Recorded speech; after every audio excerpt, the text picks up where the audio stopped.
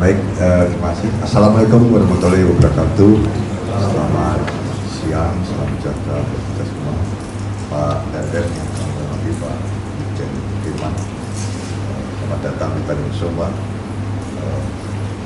Bersama dengan jajarannya, termasuk Pak Dandim. Merupakan suatu kehormatan, Pak, buat kami bisa Bapak bisa menghadiri dan hadir di Tanjung Lesung yang cukup jauh ini, Pak. Jadi kami ini kalau kedatangan tamu seperti ini sangat senang, Pak. Karena biasanya tamunya udah dicegat di Anyer, Bapak.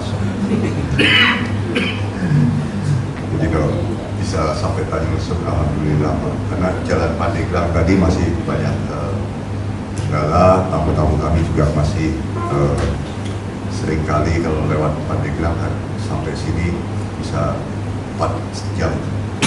Nah, padahal memang Tanjung Lesung ini kami kembangkan sebenarnya dari tahun 90, Pak. Pada waktu itu kami kebetulan dapat tugas untuk mengembangkan kawasan industri Jababeka di Cikarang oleh pemerintah Jawa Barat. Jadi waktu itu diarahkan bahwa ini ada potensi Taman Nasional Ujung Kulon ini badaknya harus dilindungi, Pak. Jangan sampai rusak. Tapi ini potensinya besar untuk wisatawan. Pak Harto itu senang sekali ke daerah itu juga lingkungannya. Tapi wisatawan dari Jakarta dan dari luar negeri ini kalau semuanya berbondong-bondong ke sana, ini nampungnya di mana? Nah, akhirnya kami ditugaskan untuk membuat satu cluster.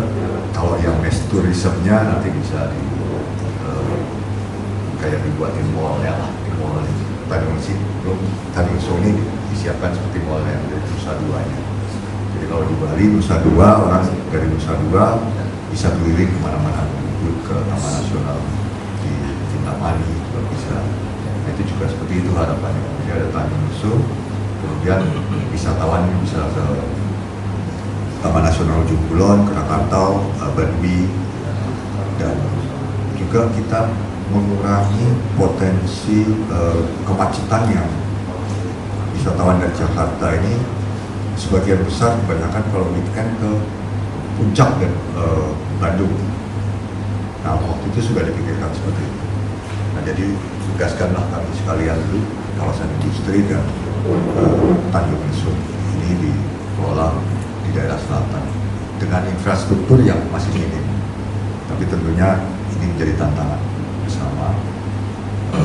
Kayak tadi Pak Dandra juga, ini udah sekian tahun, dari tahun 90 sekarang 2024 udah 30 tahun masih seperti ini aja. Jadi memang ternyata membangun satu kawasan seluas 1.500 hektar itu memerlukan effort tidak hanya di dalam daerahnya yang harus dibangun tadi, disiapkan sarana penunjang air bersih, listrik maupun telekomunikasi, tapi juga sarana sumber daya manusianya yang utama. Jadi kita bagaimana bisa mengelola masyarakat di sini supaya budayanya tetap terjaga dan mereka bisa justru mendapatkan manfaat dengan adanya kegiatan pariwisata dan peningkatan ekonomi di sini. Tadinya anak-anak di sini kalau kita ajak ke sekolah, Pak, orang tuanya yang marah. Kenapa anak saya mesti sekolah gitu? Cukup di sini aja. Tapi setelah perlahan-lahan kita bikinkan sekolahan, kita bikinkan klinik, kemudian kita kembangkan sarana-sarana kesehatan, air bersih. Nah, kita kelola daerahnya, kemudian pelan-pelan ada wisata, mereka bisa menikmati, yang anak-anak sekolah tadi bisa juga bermanfaat hasil pendidikannya untuk mengembangkan hasil pendidikannya. Nah ini orang tuanya sekarang kelihatannya sudah berbeda zamannya. Nah ini yang memang di kami ini, kalau dari Jakarta sebenarnya jaraknya hampir sama dengan ke Bandung, Jakarta-Bandung maupun Jakarta-Bandung, sekitar 176 km. Tapi Bandung mungkin ditempuh 2,5 sampai 3 jam, di kita masih 4,5 sampai 5 jam. Alhamdulillah di 2015 pada waktu peresmian kawasan ekonomi khusus Tanjung Lesung, Pak Presiden Pak Jokowi menyetujui untuk mengembangkan tol baru Serang Palembang, yang kita berharap kalau itu selesai jarak tempuh dari Jakarta ke Tanjung Lesung bisa 2,5 jam. Nah, jadi kita bisa lebih memadai untuk bisa menampung wisatawan yang dari Jakarta tidak harus berputar lewat Cilegon Anyer, tapi juga atau melalui Pandeglang, yang kebetulan Pandeglang atau Serang ini sekarang sudah bertumbuh Pak kotanya, jadi sehingga jalannya nggak tumbuh, jalannya cuma segitu, jadi pasar-pasarnya juga makin banyak. Jadi ini yang memang juga jadi kendala kemacetan, tapi dengan jalan tol baru Serang Palembang itu kami harapkan sepanjang 84 km bisa mendongkrak daerah kawasan Tanjung Lesung. Terbukti sih setelah 2015 itu banyak pengembang-pengembang lain, investasi-investasi lain yang muncul, termasuk dari Asoka, juga ada perusahaan lain yang sudah mulai membangun di kawasan di sini, meskipun tidak di dalam KIK-nya. Ada slide lain? Oh, masih ada.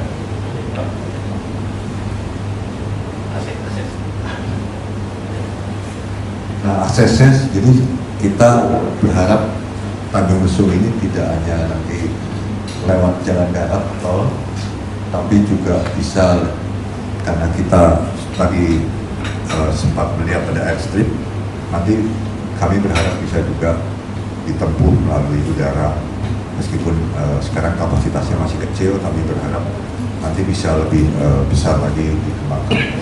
Dan memang kalau kami tadi potensi dari wisatawan dari Jakarta, kita juga berharap wisatawan internasional bisa masuk, karena pintu masuk wisatawan internasional itu di Indonesia ada 3, yaitu Batam, Jakarta, dan Bali. Jadi flightnya cukup, tapi yang masuk ke Jakarta itu kurang lebih 30%-nya dari wisatawan Indonesia, wisatawan internasional yang masuk ke Indonesia. Tapi saat ini mungkin mereka lebih banyak ke tempat lain yang mungkin juga ada bisnis juga, jadi sehingga belum banyak yang masuk ke arah Banten. Ini yang memang jadi PR bersama. Nah, kami memang kebetulan aktif di PATA Indonesia Center, organisasi internasional sebenarnya, pusatnya di Thailand, itu di 42 negara. Tujuannya untuk mencari network internasional. Dulu PATA ini digunakan oleh Pak Yop Ave untuk mendorong pertumbuhan wisatawan ke Indonesia, dan waktu itu berhasil beliau menggunakan PATA. Termasuk Pak Asok ini pernah berjuang supaya Banten menjadi tuan rumah PATA Conference. Sudah dapat tongkat estafetnya untuk dilaksanakan di Banten, di Sri Lanka, beliau berangkat ke sana. Tapi waktu itu ada krismon atau apa ya? Bom di airport. Oh, bom di airport. Jadi kejadian tidak bisa kita terlaksana di Banten. Nah, untung tahun 2016 saya sempat bawa lagi PATA masuk ke Banten di ASBSD tahun 2016, mengadakan PATA Travel Mart. Sehingga agent-agent dari luar negeri bekerja sama dengan agent dari Indonesia untuk memasarkan pasar paket-paket wisata di Indonesia. Nah, inilah tujuannya kita berkolaborasi bersama, tidak hanya dari sisi destinasinya, tempat wisatanya kita kembangkan, tapi juga bagaimana promosinya, SDM-nya juga.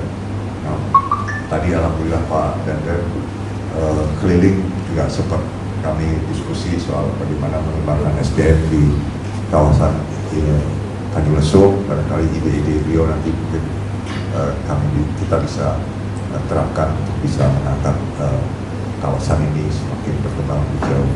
Nah, ini kalau master plan di Tanjung Lesung sendiri dari 1.500 hektar, lot-lotnya yang kita akan kembangkan sebagai hotel bintang 4 bintang 5, kemudian juga marina yang akan jadi satu sasaran untuk pengembangan, menjadi daya dongkrak karena nanti transportasi tidak hanya dari udara maupun darat, tapi juga dari laut bisa dicapai. Kemudian juga selain itu ada golf tentunya ke beberapa theme park, serta yang sekarang sudah kita kembangkan dengan Presiden University adalah Universitas Presiden. Mungkin tahun depan akan mulai melakukan kuliah di Tanjung Lesung itu di bidang hospitality, jadi bidang pendidikan pariwisata. Yang sudah 3 tahun ini kita SMA Presidennya sudah boarding ada di Tanjung Lesung. Tadi murid-muridnya sudah bertemu dengan Pak Dader juga, dan mudah-mudahan ini juga menjadi daya dorong masyarakat di sini bisa justru mencintai pariwisata di kawasan Tanjung Lesung.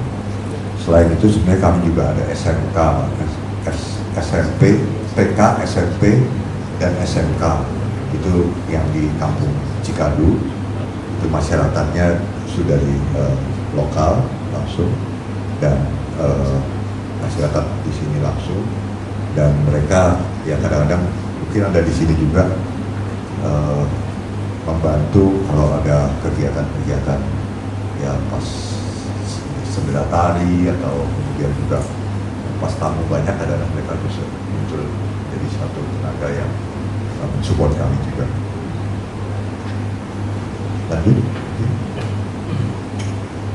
Nah, ini beberapa sarana hotel maupun akomodasi yang sudah ada. Sebenarnya tidak hanya yang hotel ini saja, tapi tadi ada Villa Kalicaa, kemudian ada homestay yang ada di village tadi.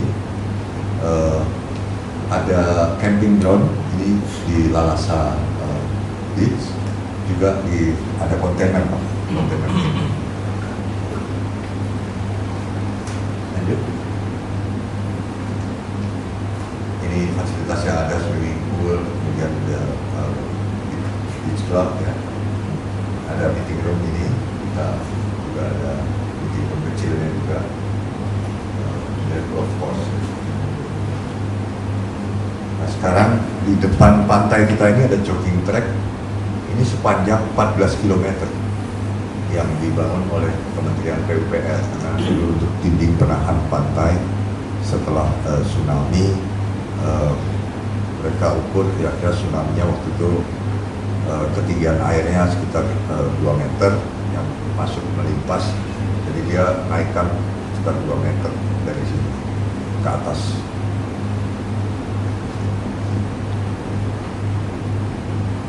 Nah, ini kegiatan investment juga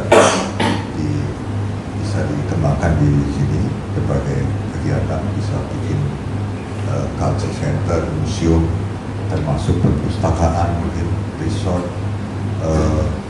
agrotourism juga bisa, farming, termasuk fish fishing. Nah, kita juga mengembangkan penangkaran penyu di kawasan ini. Jadi selain memang daerah sini banyak penyu-penyu bertelur. Nah, itu suka sama nelayan, suka diambil telurnya sehingga mereka tidak bisa berkembang biak. Nah, kita adopsi telur penyu tersebut terus ditetaskan, nanti dipelihara, kalau sudah besar baru kita lepaskan lagi penyunya ke laut. Katanya sih penyu kalau udah ke laut nanti beberapa tahun lagi akan balik lagi. kita berharap daerah sini terus secara ekologinya tetap bisa berkembang. Transplantasi terumbu karang juga kami lakukan di kawasan ini karena dulu banyak yang melakukan pengoboman nelayan. Nah, dengan kita melakukan transplantasi terumbu karang, mereka juga jadi lebih mencintai terumbu karang di sini untuk tempat ikan, dan wisatawan bisa melakukan snorkeling atau kegiatan-kegiatan lain yang justru mendapatkan hasil buat mereka nelayan. Jadi sekarang pengoboman sudah mulai tidak ada. Ini tadi garis pantainya 14 km sudah bisa kita saksikan bersama.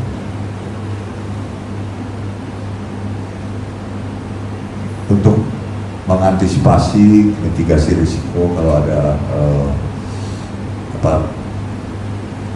gempa, itu sudah ada juga radar BSS yang dipasang oleh BMKG, sehingga apabila ada gempa deteksinya, informasinya berapa ketinggiannya, gempanya berapa ini, kemudian ada potensi bencana lain tidak, ini juga menjadi dapat informasi sehingga kita bisa melakukan deteksi mitigasi lebih tinggi. Mungkin itu yang dapat kami sampaikan, Pak Damren, Bapak Ibu sekalian. Mudah-mudahan bisa dapat menjadi masukan yang baik, dan kami mohon apabila ada arahan atau saran dari Pak Damren, kami sangat terbuka. Terima kasih. Pak Bruce, tepuk tangan. Terima kasih Pak Pur, tadi sudah sampaikan progres maupun peluang-peluang investasi yang sedang dikembangkan oleh KAIK Tangsel. Mungkin sebelum kita ada beberapa narasumber berikut ini ada Pak Adi ya. Tapi izin Pak Adi, mungkin kita lagi download sebentar. Mungkin sambil nunggu paparan Bapak, silakan Pak untuk mungkin sedikit pengenalan maupun introduksi.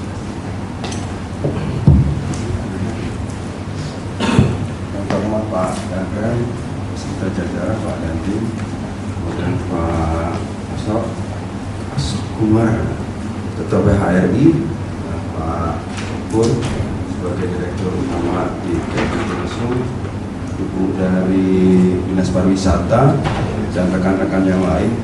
Perkenalkan, nama saya Ardi Ardiandono, saya Kepala Balai Taman Nasional Ujung Kulon. Jadi mungkin saya akan menjelaskan sedikit apa itu Taman Nasional. Jadi Taman Nasional Ujung Kulon ini saat ini adalah Taman Nasional Idola, karena kita ada badak Jawa satu-satunya di dunia. Jadi nggak ada lagi di tempat lain. Jadi kalau ada apa-apa, kepunahan, tanggung jawabnya di kita semua, di bangsa kita.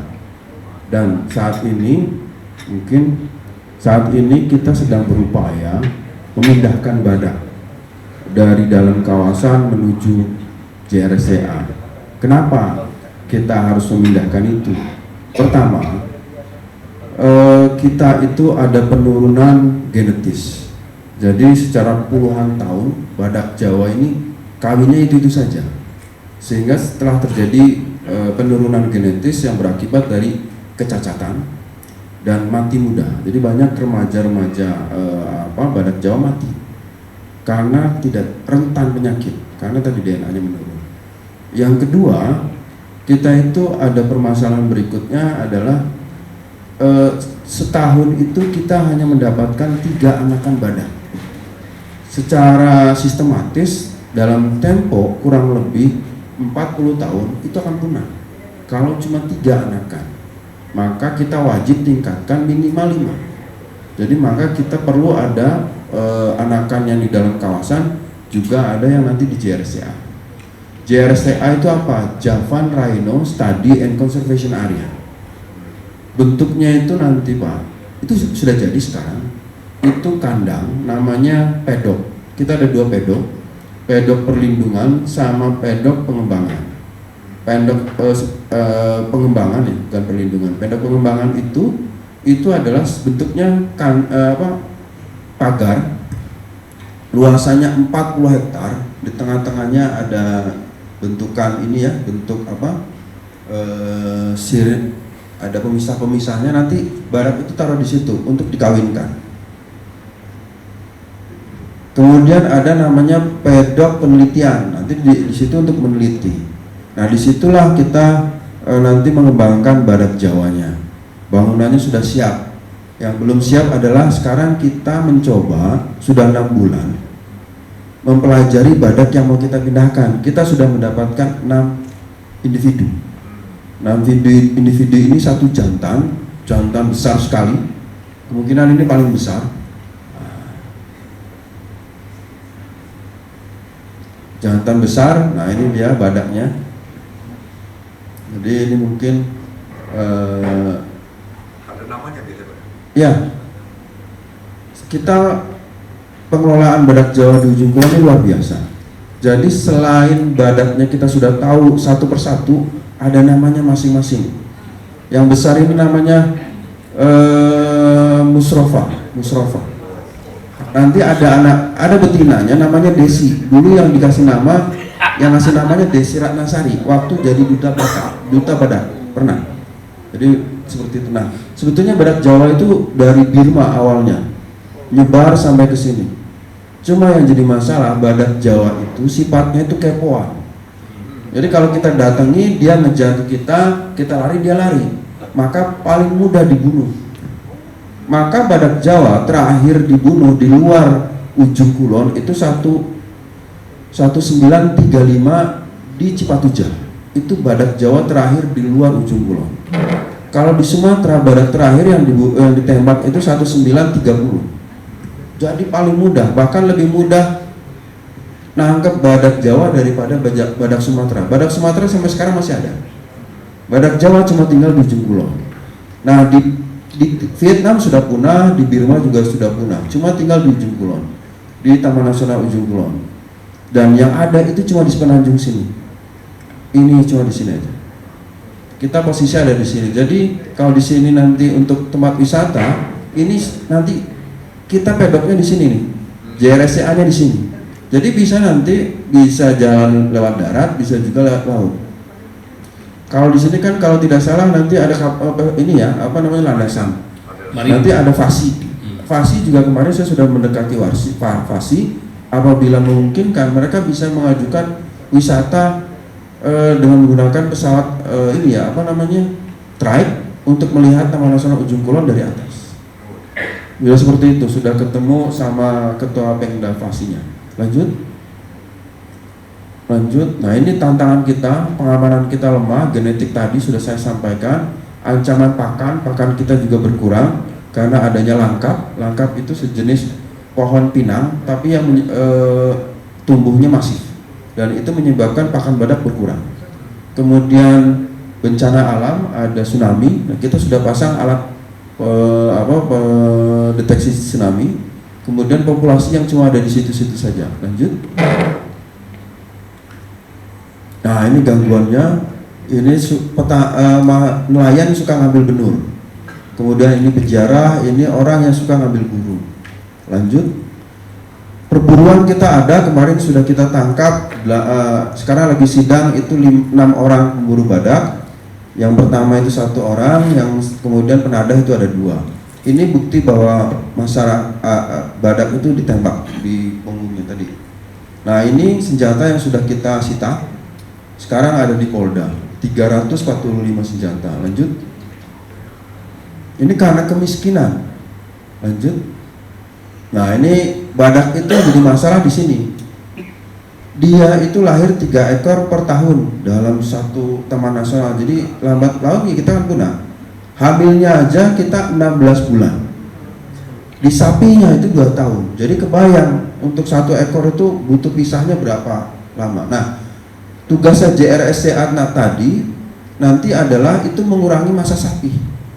Jadi nanti kita yang menghandle anakannya. Lanjut, ini data monitoring jumlah badak yang ada, terakhir itu 80 ekor. Lanjut. Ini catatan kelahiran cuma satu kadang 1 tahunnya. Seperti ini. Jadi ini kalau ini dibiarkan maka ini. Nah ini pengembangan wisata alamnya. Lanjut.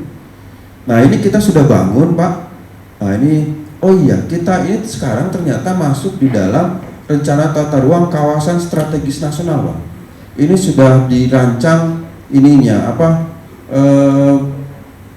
peraturan presidennya sudah dirancang. Jadi ininya rancangannya seperti ini.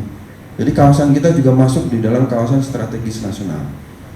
Kawasan strategis nasional Taman Nasional Ujung Kulon. Jadi menggunakan nama kita. Lanjut. Nah, ini bangunan yang sudah kita bangun. Jadi nanti wisatawan bisa juga datang ke sini. Datang ke sini. Ini di Ujung Jaya. Lanjut. Nah, ini kandang-kandangnya yang ada di sini. Ini pagar-pagarnya. Lanjut. Nah ini tujuannya ya sudah saya sampaikan tadi. Lanjut. Nah ini sarananya sudah kita bangun. Jadi kandang-kandang badak sudah kita siapkan seperti ini. Kemudian di sini ada information center, nanti bisa wisatawan juga kalau tidak. Jadi nanti wisatawannya wisata eksklusif. Hanya orang-orang tertentu yang tadi Pak Dendran bilang yang kaya yang bisa lihat badaknya lewat. Di situ kita sudah bangun tower, tower untuk melihat itu. Lanjut. Nah ini bentuk ininya, bentuk kandang pemeliharaannya, ini pagarnya. Ini sudah kita bangun. Lanjut. Nah ini tempat risetnya, udah kita bangun. Jadi target awal 2025 badak bisa Allah tangkap dan kita pindahkan. Jadi ini juga cita-cita Bupati dulu. Nah. Oke, lanjut.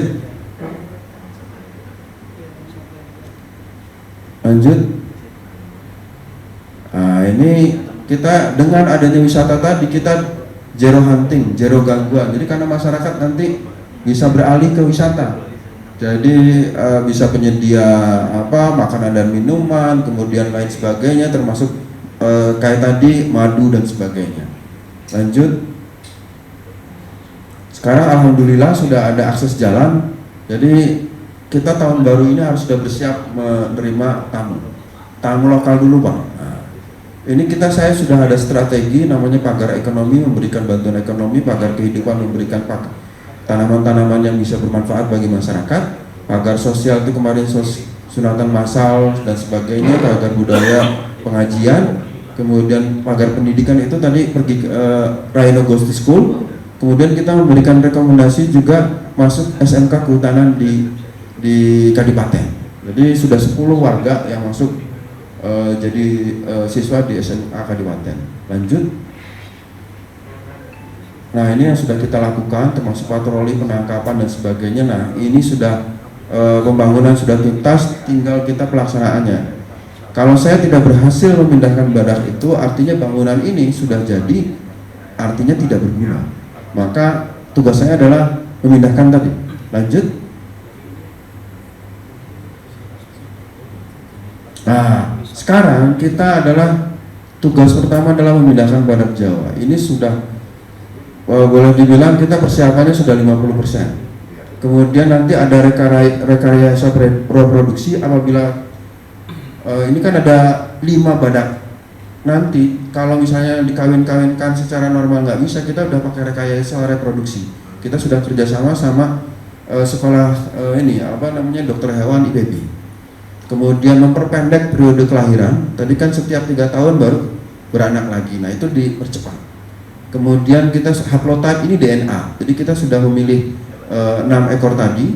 Kemudian perbanyakan kelahiran minimal 5 ekor per tahun.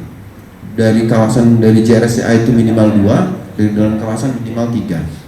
Dan habis itu direintroduksi kembali. Jadi kalau bapak-bapak dan ibu sekalian pernah dengar namanya politik panda Cina, Cina akan memberikan panda apabila negara itu membantu Cina dan membayar sewa ke Cina untuk untuk memelihara panda.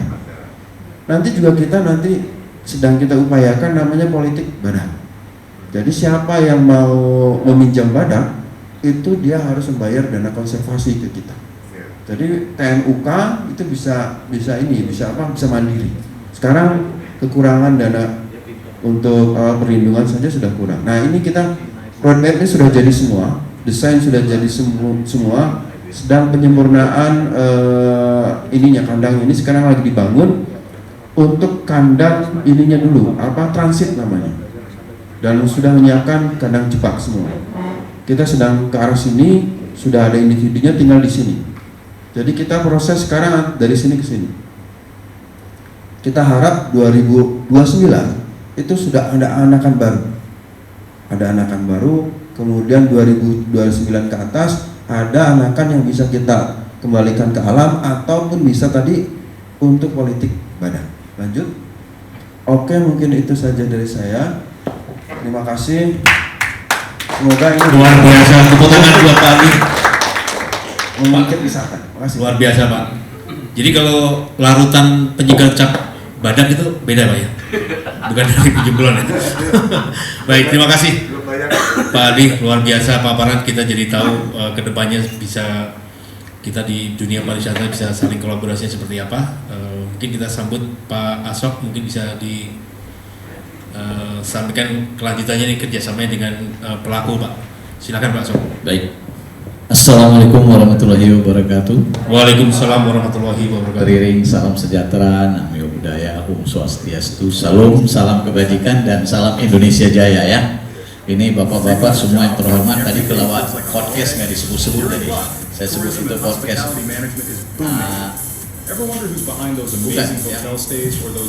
yang pertama tadi saya akan ngasih ini Pak Danrem nanti sebagai closing statement. Beliau kita harus apresiasi luar biasa karena beliau seharusnya gubernur ini ya, karena beliau nggak calon kita boleh, kita kan kampanye. Jadi beliau bikin Kiaiku Pahlawanku luar biasa sekali. Nanti kita dengar, kita orang Banten aja nggak tahu. Saya sudah satu generasi ada di Banten tadi tahun 86, tapi beliau lebih tahu Pak tentang Kiaiku Pahlawanku, apa Banten intisarinya ya. Nanti kita dengarkan sambil itu semua ke pariwisata. Yang ini bukan ini, yang satu lagi Pak. Ini nanti akan ada juga satu lagi. Ini saya bikin di salah satu hotel, nanti orangnya tahu itu hotelnya di mana. Itu saya bikin tadi malam. Kita dengar ternyata semua itu tergantung produk. Ini kan produk semua. Nah, kita nanti di mana? Di pelayanan kan? Benar kan? Produknya bagus tapi kalau pelayanannya tidak ada, itu tidak akan. Coba suaranya Mas digedein ya. Ini saya TikTok ini. Kencang bikin suaranya Mas. Dreaming of a job where every day feels like a holiday? You're in luck. Dreaming of a job where every day feels like a holiday? Pariwisata itu setiap hari harus liburan. Hospitality management is booming. Ini saya kasih tahu di Hotel Aston ini. Amazing hotel stays or those unforgettable trips. That's where you come in. By 2030, tourism is set to create over 100 million new jobs worldwide. Dalam 2030 dia akan menjadi pariwisata akan tumbuhkan. And guess what? You don't need to be a big Kuncinya dia city to make adalah it big. Small bagaimana towns di and SDM nanti locales need ya. experts too. Plus, Dan opportunity-nya are endless. Kesempatannya itu tidak ada berakhir. Skills in management, customer service, and event Customer service adalah event planner. You will be demand guys tourism. Kita ganti nanti dari mass tourism menjadi quality tourism. Yang menjadi apa? Great spender dan juga length of stay. Nah di situ yang kita lihat. Satu lagi Mas, sebelum itu ya satu lagi. Ini karena rata-rata GM bisa bahasa Inggris, ini cepat aja ya. Business in Tourism Hospitality, kenapa dia bilang nanti kita lihat, baru kita rangkaikan. Orang hotel saya tidak usah jelaskan. Study Practice Managing, tadi kita sudah dengar semua. Mereka ini ahli ya. Dari Pak Pur, Pak Widi, Pak Dodi, terus Pak Adi, terus dan sebagainya semua. Resort, restoran, hotel ini semua rangkaian. Kenapa Pak Danrem itu menyatakan kalau nanti itu menjadi etalase, Tanjung Lesung, KEK dan Ujung Kulon itu menjadi etalase, menjadi daya tariknya nanti. Include manajemennya seperti apa di dalam, travel tourismnya, kemudian operatornya yang menjalankannya, ini ini yang merupakan salah satu wujud bahwa kita transportasinya tadi Pak Pur mempersiapkan nanti ada cruise dan sebagainya. Ini banyak yang lewat Pak, tapi ke Christmas Island semua, ya. Tidak pernah mampir di Banten, tidak ada. Nah kita harus bagaimana? Harapkan itu menjadi nanti banyak orang yang bisa dikaryakan bekerja di perhotelan atau di hospitality. Karena kita suka bilang, saya bilang satu-satunya yang bisa mengentaskan kemiskinan hanya pariwisata. Makin dikelola, makin diambil, dia makin bagus dan terus makin cantik. Minyak bumi habis. Knowledgeable about the industry. Kenapa hari ini saya bilang, lihat Pak Dodi ini dulu dari Tanjung Lesung. Dia mulai dengan hotel yang kecil dulu, Anyar. Dari Fave Hotel dia naikkan menjadi, kasih plus buat dia, jadi bintang 4 itu. Fave Hotel bintang 2 itu. Saya kemarin naik lift, saya kan bilang ini dulu Fave Hotel. Tadi di mobil juga menyatakan belajar SDM tadi kita lihat, di situ kita kunci. Produk bisa bagus tapi jatuh di pelayanan. Rise and fall of service industry is in employee hand, di tangan karyawan. Jadi apapun yang kalau kita bikin kalau tidak laku, baru terakhir di manajemen. Graduate Tourism Hospitality boleh kita lihat akhirnya dia berkembang menjadi di Cilegon, dan di ibu kota provinsi Kota Serang satu-satunya franchise internasional adalah Astor. Belum pernah ada, tadinya di mana-mana ya kan, di Anyar, di Cilegon, di ibu kota provinsi tidak ada. Jadi saya tidak salahkan pemerintah, tetapi kami menyatakan mereka belum menjadi, makanya kami akan mendorong Pak dan Rem, siapapun nanti yang menjadi pimpinan daripada Provinsi Banten, pariwisata itu harus jadi primer, tidak boleh sekunder. Sekarang tuh sekunder. Kalau dia jadi primer, kalau semua orang sama seperti Pak Danrem, ini akan cepat kita gayanya. Bayangkan beliau yang melatih orang dan sebagainya, tetapi sekarang beliau mengenai pariwisata. Jadi kasih aplaus buat beliau dengan jajaran-jajaran beliau di sini, Pak Dandini dan sebagainya, semua dari selalu dilakukan. Sudah 5 kali dengan kami untuk keliling melihat sampai Bank Air, terus kita ke MBS dan Serikat Media Cyber dan sebagainya sampai mereka akan mengekspos. Di sini kita lihat etalase pariwisata itulah adaptasi, inovasi tidak bisa dilepas dengan inovasi. Karena inovasi itu kita kenapa sekarang kita udah go digital. Digitalization yang mana transformasi, transportation, telecommunication ini menjadi salah satu corong yang mendapatkan kita. Kita tidak belum bersatu semua. Terakhir adalah kolaborasi yang tadi kita bilang. Tidak ada yang bisa maju kalau tidak ada kolaborasi yang baik dengan pemerintah pusat, pemerintah daerah, kabupaten, dan hari ini kabupaten datang dan sebagainya karena cintanya. Pak Oman ini cinta sekali sampai dari kemarin sudah datang beliau ini Pak. Ini sudah datang, jadi dari kota tadi juga Pak Joni ada, kota Cilegon nggak tahu lagi kemana dia, tetapi ini harapan kita Pak. Jadi kami sebetulnya PHRI itu pengantin sebetulnya, duduk yang jual tuh biro perjalanan, tapi hotel sekarang dia sudah menjadi biro perjalanan sendiri. Dia ada conscious, dia bisa ngatur package, dia bisa ngatur sebagai jenis-jenis rangkaiannya. Jadi harapan kita bagaimana etalase pariwisata kita maju sehingga bangun kolaborasinya. Jadi saya tidak ambil waktu banyak supaya Pak Danrem kita mendengar karena beliau lebih gini, kalau ngecap itu kalau kami yang ngecap sendiri katanya kurang bagus ya. Jadi jeruk makan jeruk. Jadi tapi kalau orang lain yang menyatakan hari ini Pak Danrem sudah lihat, kita sudah lihat KEK walaupun terlambat dari pemerintah pusat dari manapun, tapi 2025 kita form highway itu sudah jadi. Nah, etalase pariwisata juga nanti harus dilakukan di tempat rest area, Tourist Information Centernya dan apa-apa segala, sehingga nanti itu dari Serang, Rangkas sampai ke Pandeglang, KEK dan sebagainya, sehingga kita interaksi. Sebentar lagi kita juga sudah ada nanti Grand Mercure bintang 5. Dia kenapa berani bangun? Karena ada tol.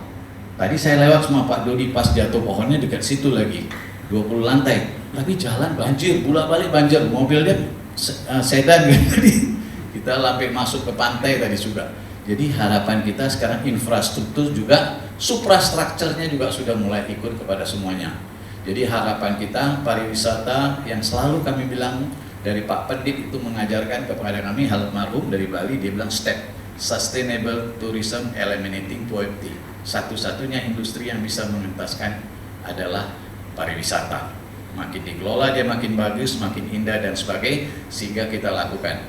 maka para GM ini Pak, ketua-ketua PHR ini mereka kompeten sekali untuk lihat produknya. Jadi kita untuk SDM. Wabillahi taufiq wal hidayah. Wassalamualaikum warahmatullahi wabarakatuh. Waalaikumsalam warahmatullahi wabarakatuh. Terima kasih Pak Ashok atas paparannya yang luar biasa. Jadi Pak Dodi sekarang sudah jadi direktur, paling enggak sekolah pertamanya Tanjung Bayar. Jadi kalau gitu Tanjung juga menjadi lembaga pendidikan pencetak profesional pariwisata. Tepuk tangan Pak Dodi. Pak Ashok ada Pak? Gak apa-apa Pak. Mau bilang Tanjung Lusung terus, tadi Pak Purnomo bilang Tanjung Lusung, semua bilang Tanjung Lusung juga ya. Tepuk tangan buat Tanjung Lusung. Baik, terima kasih Bapak Ibu sekalian. Kita akan mendengarkan paparan terakhir dari Pak Danrem, dari Bapak-bapak yang sudah memberikan paparan. Mohon izin Pak Danrem untuk waktu berikutnya kami persilahkan.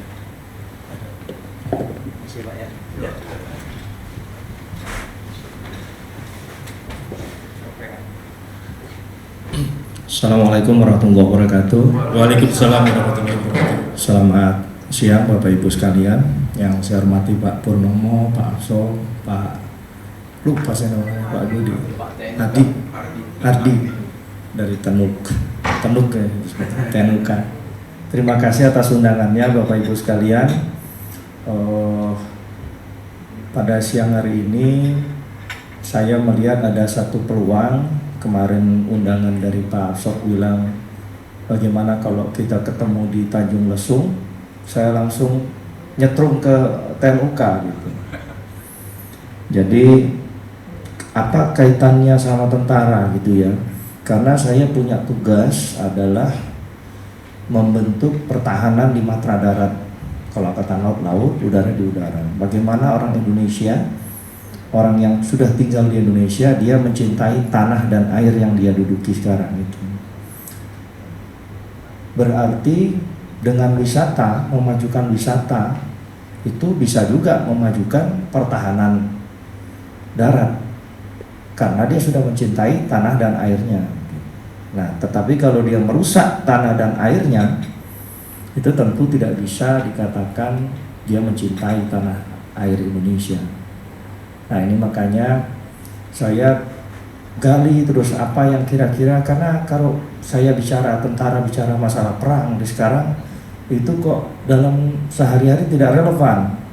Kalau bicara sejarah relevan, bicara forecasting ke depan, perang di Laut Cina Selatan relevan. Tapi kalau sehari-hari tidak relevan. Bicara ancaman juga, ancaman perang ini forecasting intelijen relevan. Tetapi kalau sehari-hari ini pilkada gitu kan, nah ini nggak relevan. Nah ini makanya kami terus upgrade diri. Pada kesempatan hari ini, mungkin tadi Pak Afsa bilang kiaiku pahlawanku. Ini nggak ada kaitannya dengan ini, tapi nggak apa-apa, saya lihatkan cuma sebentar aja. Ini undangan kami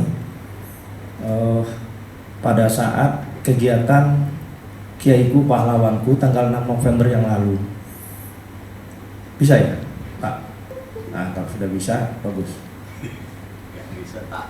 Nah, ini undangan saya agar paham substansinya kegiatan itu gitu sebenarnya. Salam sejahtera untuk kita semua, warga Banten yang saya banggakan.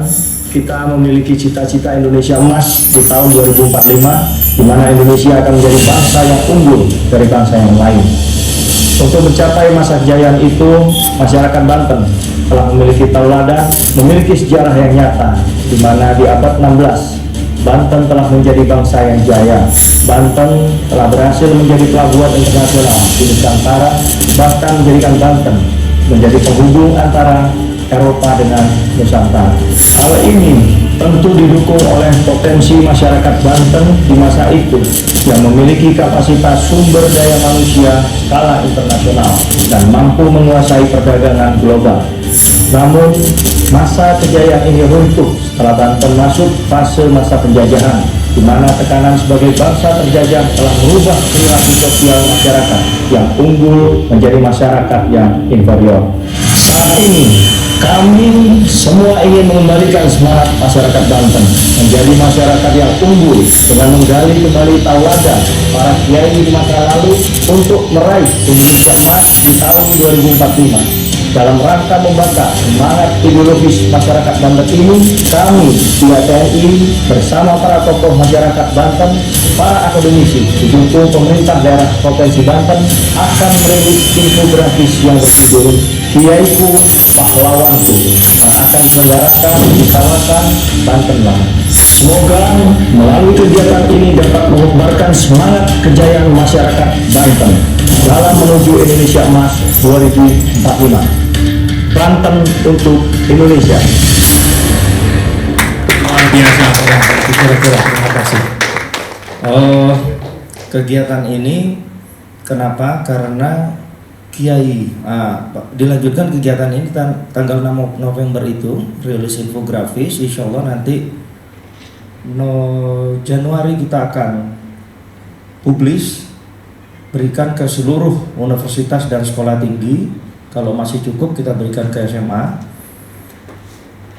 untuk menjadi referensi. Jadi kegiatan tanggal 6 November itu adalah awal dari gerakan Banten, bukan hanya viralitas saja yang diinginkan gitu. Nah, kami menghadirkan Bapak Kiai Maruf Amin dan Bapak Ustadz Adi Dayat pada saat itu, di mana Pak Kiai Maruf Amin beliau bicara masalah revitalisasi fungsi dari kiai. Jadi mau tidak mau, mohon maaf Bapak yang non muslim, ini daerah ini memang kental sekali Islamnya. Dan kenapa dia maju? Karena kiai itu memang menguasai segalanya pada saat itu, menguasai ilmu pengetahuannya maksudnya. Ilmu-ilmu itulah yang mengatur sendi kehidupan di orang Banten ini, sehingga Banten itu bisa maju pada masa itu. Nah, ini yang kami gali, kami tulis nanti di infografis dalam bentuk seperti buku majalah. Nanti kami akan tulis lagi dalam bentuk buku yang mungkin 700 sampai 1000 halaman, mudah-mudahan selesai. Nah, ini yang sedang kita tempuh agar Banten punya pegangan begitu. Kemudian tidak lepas dari fungsi Banten, fungsi kiai ini berarti kita harus menghidupkan memang identitas ataupun perilaku sosial masyarakat yang tidak bisa lepas dari Islamnya. Mohon maaf yang non muslim sekali lagi. Mungkin di sini yang cocok memang wisatanya kawasan industri halal. Mungkin di sini adalah yang tepat adalah investornya dari Timur Tengah. Mungkin yang dibidik di sini adalah pembuatan seperti Syariah Tower yang di PIK, bukan PIK-nya di sini ya, maksud saya seperti itu. Sehingga membawa magnet bagi orang Pandeglang, orang Banten untuk ikut berperan serta. Gitu. Mungkin itu yang akan menjadi energi. Itu perlu diskusi. Saya melihat itu satu peluang dan memang sejalan dengan kekuatan ideologis yang akan dibangun. Mohon maaf kalau ada yang tidak setuju, mohon maaf sekali. Dan yang terpenting adalah saya belajar dengan waktu saya di Bali. Waktu di Bali saya pernah duduk di daerah lupa saya, yang pemandangannya Gunung Agung dan sawah. Waktu itu saya makan di situ di restoran, saya ngobrol sama ownernya. Dia mengatakan bahwa ini pemandangan Gunung Agung, orang di sini nyarinya gunung gitu. Nah, di sini sawah. Sawah ini Pak tidak boleh beralih fungsi karena pemandangannya orang yang makan adalah sawah dan Gunung Agung. Nah, owner dari restoran, berapa restoran 3 mungkin, itu dia store diikat oleh hukum adat, ada setorannya kepada petani. Jadi petaninya kaya itu Pak, tuh bisa beli mobil, tapi tidak perlu dia jual sawahnya. Nah, ini juga satu sistem yang saya tangkap pada saat itu, berarti harus ada pendukung dan inti. Nah, kita sudah punya intinya Badak sekarang, ya kan? Ciboleger sama Baduy Ciboleger pendukung intinya Baduy. Jadi Baduy tidak perlu lagi nanti menulis di sana dimohon membawa beras, ikan asin dan sebagainya. Ya, mereka fokus kepada kebiasaan adat, keterikatan adat gitu, dan bisa makmur. Dan pendukungnya ada hotel yang bagus bintang 5 di Ciboleger, ada tempat yang parkirnya yang luas seperti di Bali, dan UMKM-nya semua difasilitasi dengan baik. Nah, saya berpikir bahwa mungkin ini jawaban yang paling tepat untuk Pandeglang ini. Karena kalau kita berjuang sendiri tidak bisa. Nah, langkah awal yang mungkin saya bisa sarankan, maaf saya kan bukan orang pariwisata, tapi saya memahami bahwa segala sesuatu itu harus diinfiltrasi melalui informasi. Jadi mungkin Bapak Ibu sekalian tidak terasa bahwa kita belum sekarang semua sudah gaya kapital. Itu sebenarnya ulah dari intelijen asing lewat kekuatan ekonomi, Bu, Bapak. Memang tidak ada intelijen yang saya intelijen ekonomi ya, saya pernah. Tapi itu memang dia masuk lewat pariwisata, lewat intelijen ekonomi itu untuk mempengaruhi, merubah perilaku kita yang arah pikiran kita nanti ke sana. Nah, yang paling tepat di sini menginfiltrasi dulu ke badak-badak ini. Kan masyarakatnya masih ada yang berperilaku mengambil keuntungan dari matinya badak. Nah, sekarang kita rubah mengambil keuntungan dari badak dipasang di etalase. Jangan dalam keadaan mati, hidup ya.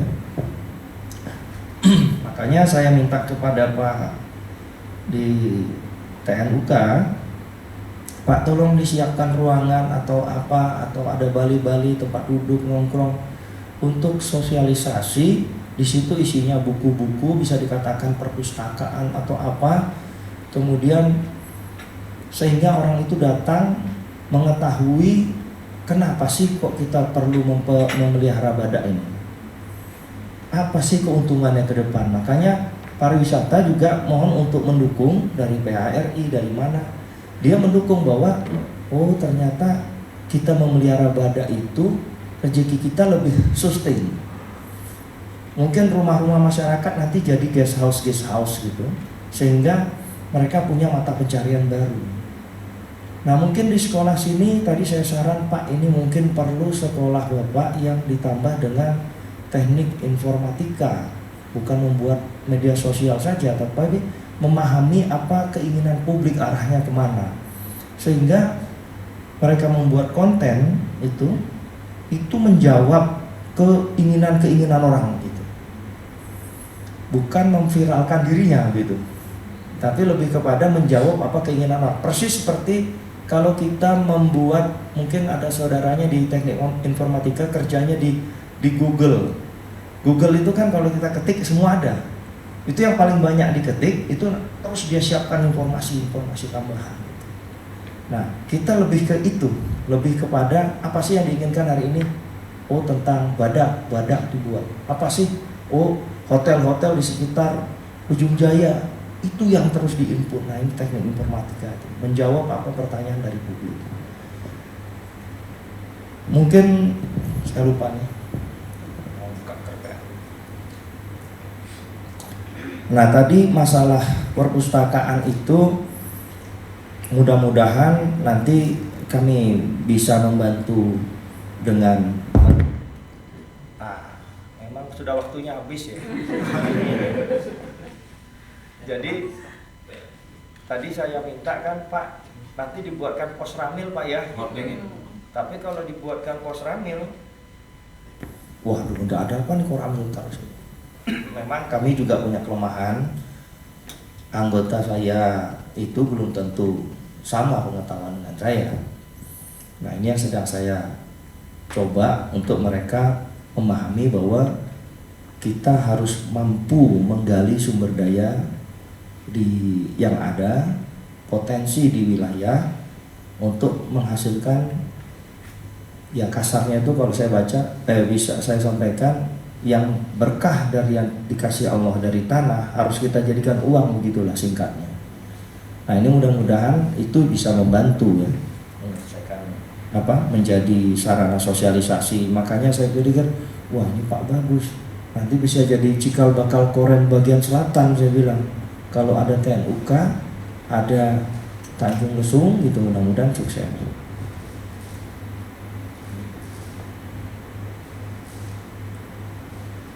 Nah, kenapa tadi saya sampaikan agendanya titik beratnya kepada dunia Islam?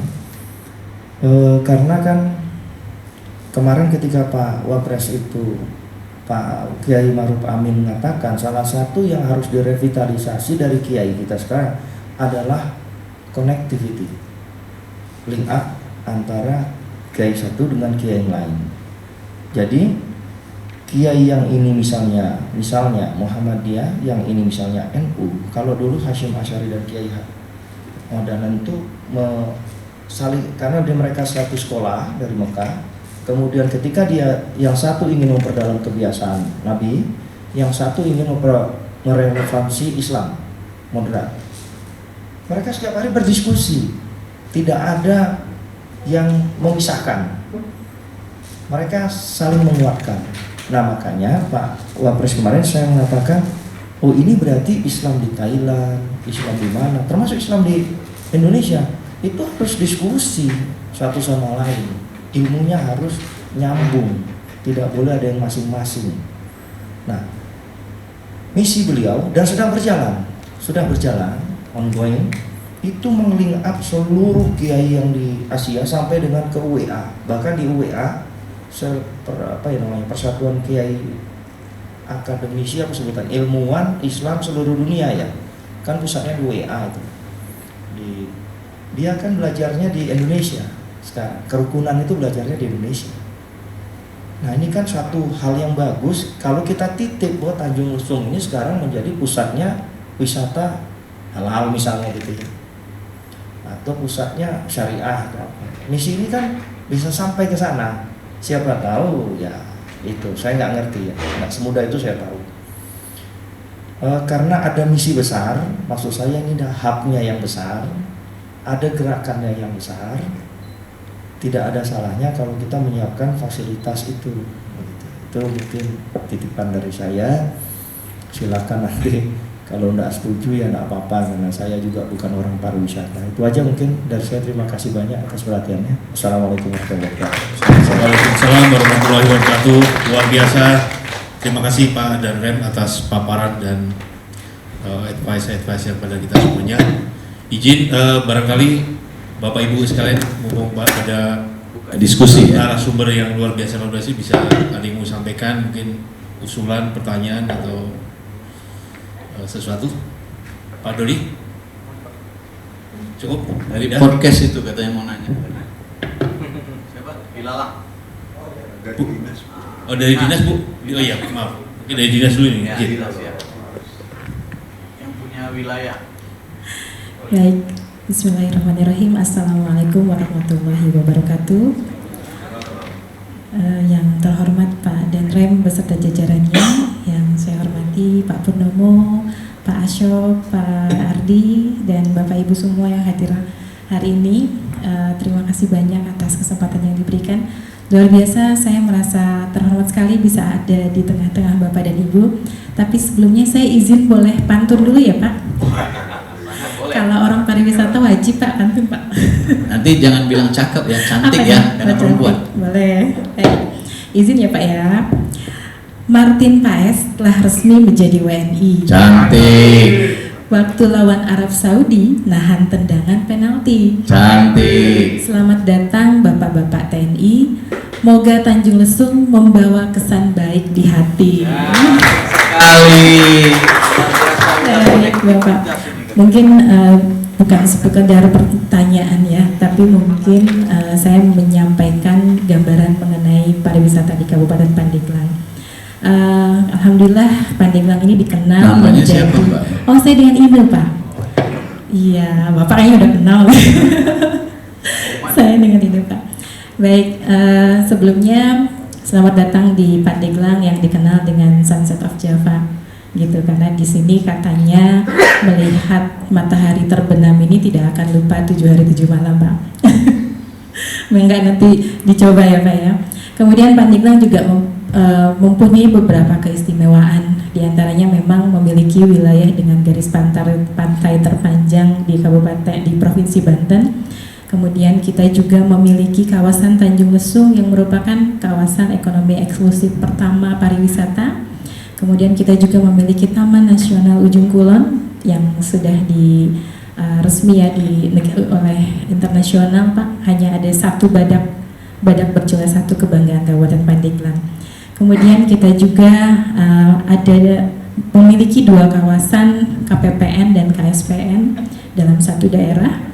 Kemudian kita juga punya 3 gunung yang terkenal dengan landscape-nya yang indah. Ada Akarsari, ada Asupan, Gunung Karang, dan juga Pulau Sari. Dan yang terakhir Pandeglang baru saja mendapatkan dari Kementerian ISDM yaitu Geopark Ujung Kulon. Nah, kemudian portofolio dari Kabupaten Pandeglang sendiri kami membagi menjadi 3, yaitu ada wisata buatan, wisata alam, dan juga wisata religi atau wisata budaya. Saya setuju sekali dengan apa yang disampaikan Pak Danrem bahwa memang Banten ini secara historis tentang tadi kita sudah lihat tentang Kiai Pahlawanku ini relate sekali dengan kondisi di Pandeglang yang 1000 santri sejuta ulama, Pak. Dan ternyata dari angka kunjungan di Kabupaten Pandeglang ini banyak pula dari wisata religi. Karena kalau kita melihat mulai dari masuk Kabupaten Pandeglang di Kecamatan Cadasari ini sudah ada tokoh agama yang memang kuburannya ataupun makamnya ini banyak sekali dikunjungi, yaitu Abu Yadim Yati. Nah, kemudian dari situ kita sudah datang ke Gunung Karang, dan Gunung Karang ini menjadi prioritas kopi Banten yang memang sudah dikurasi oleh BI. Di sana ada beberapa sudah mulai tumbuh beberapa pariwisata baru, ada Imah Kopi, dan mencoba mengenalkan kopi Banten bukan hanya untuk kopi Pandeglang